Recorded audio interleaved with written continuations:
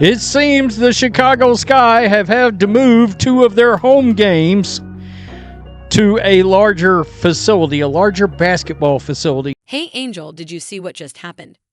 Reese is really upset about the Chicago Sky's decision. They're moving only Caitlin Clark's games to the United Center, while Reese's games stay where they are. She's out here shouting, "They watch for me too."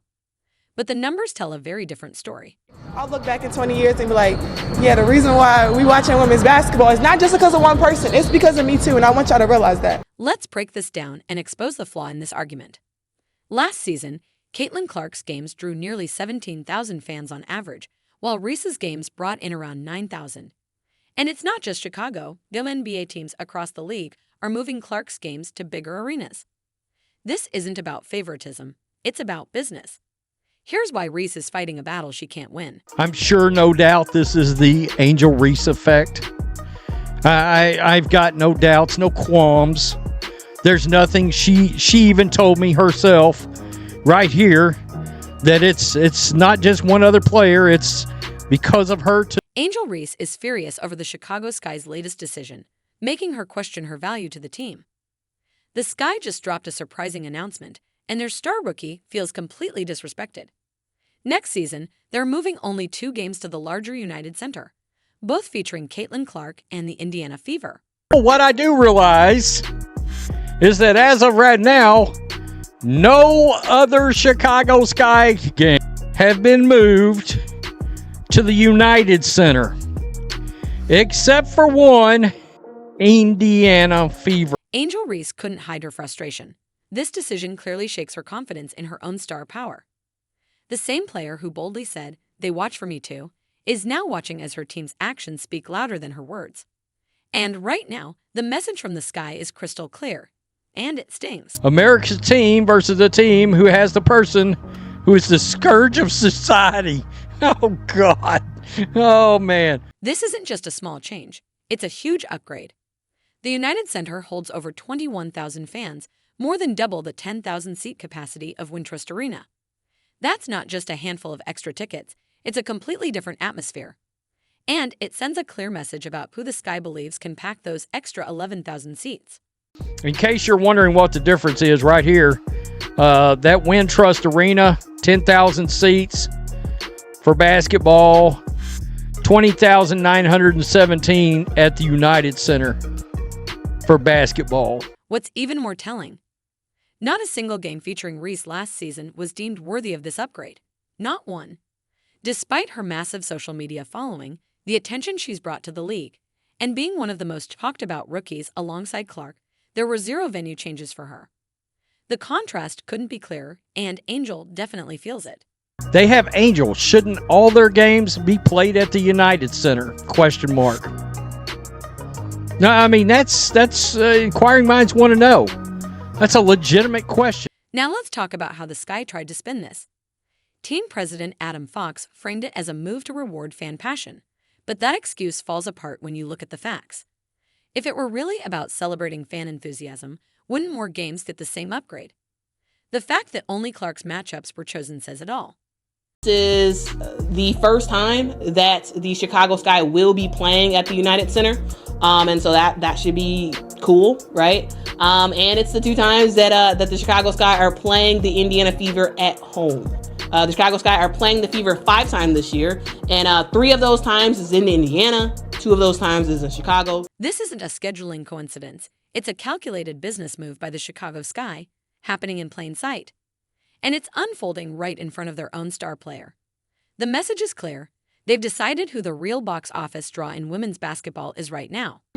As a person who wants the game to grow, as someone who wants the Chicago Sky to make as much money as possible, as someone who wants to see big numbers at a WNBA game, I think this is great.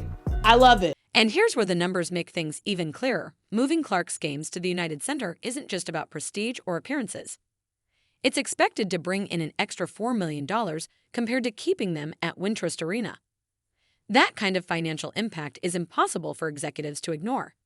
When millions are on the table, business decisions become obvious, and feelings take a backseat. As someone who loves the game of basketball, as someone who is a supporter of the Sky and wants everybody to make as much money as possible, I love this. When decisions like this are made, they're not about emotions or social media followers. They're driven by cold, hard data. And that $4 million boost from moving Clark's games, that's just the beginning. Across the league, Caitlin Clark is transforming attendance numbers, and the impact is impossible to ignore. Last year, the Indiana Fever were in Chicago, and a lot of us were asking, why aren't they putting this in the big arena? Are they really that stubborn that they're ready to just turn away dollars just for a narrative? Let's be clear, Clark isn't just drawing bigger crowds. She's changing the entire WNBA attendance game. The Indiana Fever didn't just surpass old records with her on the roster. They obliterated them, smashing the previous single-season attendance record by a staggering 36%. Just think about that. A rookie comes in and breaks a record that had stood unchallenged since 2001. Seems as if they got their end of their year report, looked at the bottom line and said, you know what? Slam shut.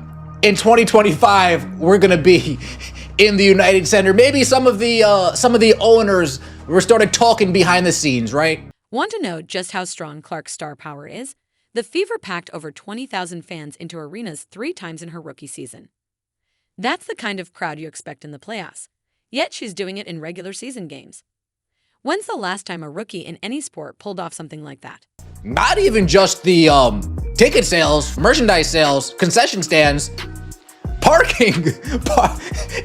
Dude, they are racking in money from every area when Caitlin Clark comes to town. So, of course, the Chicago Sky, oh, fine. I guess I'll milk that well until it's dry. Remember Caitlin Clark? Meanwhile, Angel keeps arguing that she deserves the same spotlight, but the attendance numbers tell a different story.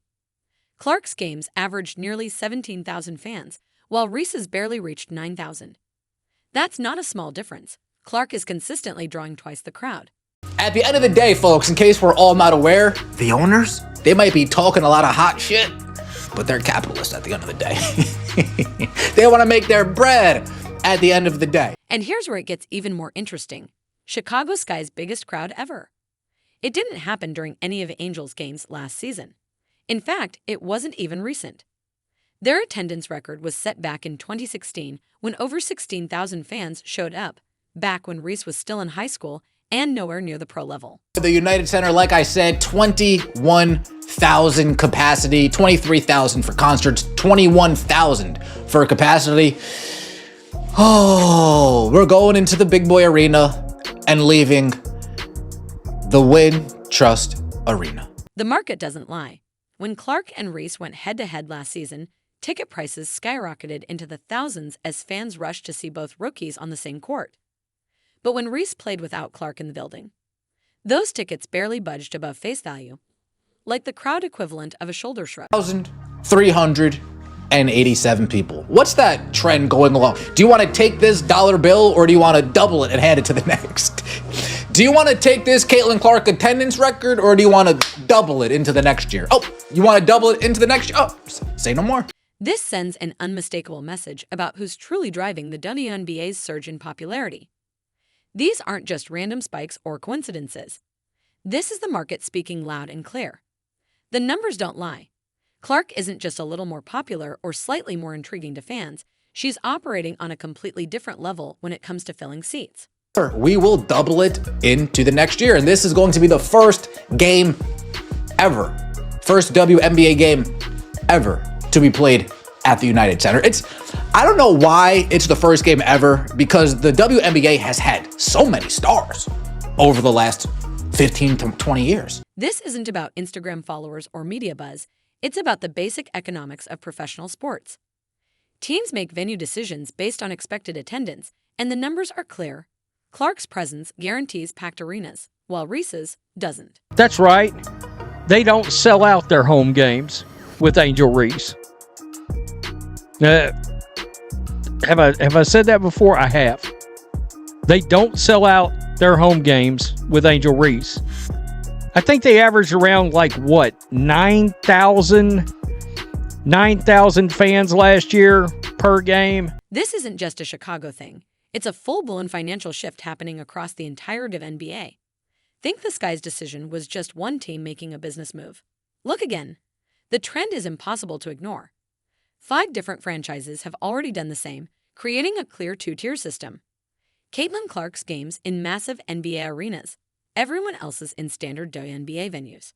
You got the Atlanta Dream owner talking to the Minnesota Lynx owner, talking to the Seattle Storm owner, talking to the guys. I'm telling you, when Caitlin Clark comes to town, put it in the big arena, because she is box office, and it is going to be big money. Let me lay it out for you. This isn't just a simple schedule tweak. The Washington Mystics didn't just shuffle things around. They relocated their entire Fever matchup to Baltimore's CFG Bank Arena. That's a venue that fits nearly 15,000 fans. This isn't a minor adjustment. It's a massive upgrade strategically made to cash in on the Clark effect. The scheduling is very interesting. There is a little reaction on that already. But let's take a look at this right here. 6 WNBA teams that move games versus Caitlin Clark in the Fever to larger venues. I did the Dallas Wings, and I did the Atlanta Dream, and I did the Chicago Sky. And they're not alone. The Connecticut Sun just made a bold move, ditching their usual home court entirely for their matchup against the Fever. Instead, they're heading to the iconic TD Garden, home of the Boston Celtics. This isn't just a venue upgrade. It's a complete transformation. One player, one game, and they're quadrupling their seating capacity. Atlanta Dream moved 1 game to the State Farm Arena. Chicago Sky moved 2 games to the United Center, home of the Bulls, home of the Blackhawks. In Atlanta, by the way, that's the home of the Hawks. Connecticut Sun moved 1 game to TD Garden, home of the NBA Celtics. That's going to look really freaking cool on TV. What makes this even more fascinating is the cold, hard business logic behind these moves. These aren't impulsive decisions. WNBA teams have operated on razor-thin margins for years, sometimes even losing money season after season. Every ticket sold, every concession bought matters. So when teams make drastic venue changes like this, they're making one thing crystal clear. They know exactly. We're now at the stage where Caitlin Clark is probably going to be responsible. I'm not joking when I say this. For like games where she plays in are probably going to be responsible for like 30% of the attendance in the WNBA. And where is that money going? Straight to Caitlin Clark. According to lead data, she alone generated over 25% of the WNBA's total revenue last year. One rookie responsible for a quarter of an entire professional sports league's income. She's not just popular. She's a one-woman economic engine driving women's basketball forward. There are teams that are going to average 3,000 fans at games, but have 17,000 fans when Caitlin Clark shows up to town with the Fever. Meanwhile, Angel Reese keeps building her brand on social media, claiming she's just as responsible for the WNBA's surge in popularity. But the venue decisions tell a different story. How many teams have upgraded to bigger arenas just for an Angel Reese game? 0. Not one franchise has found it financially worthwhile to move venues when Reese is playing, unless Clark is on the other side of the court.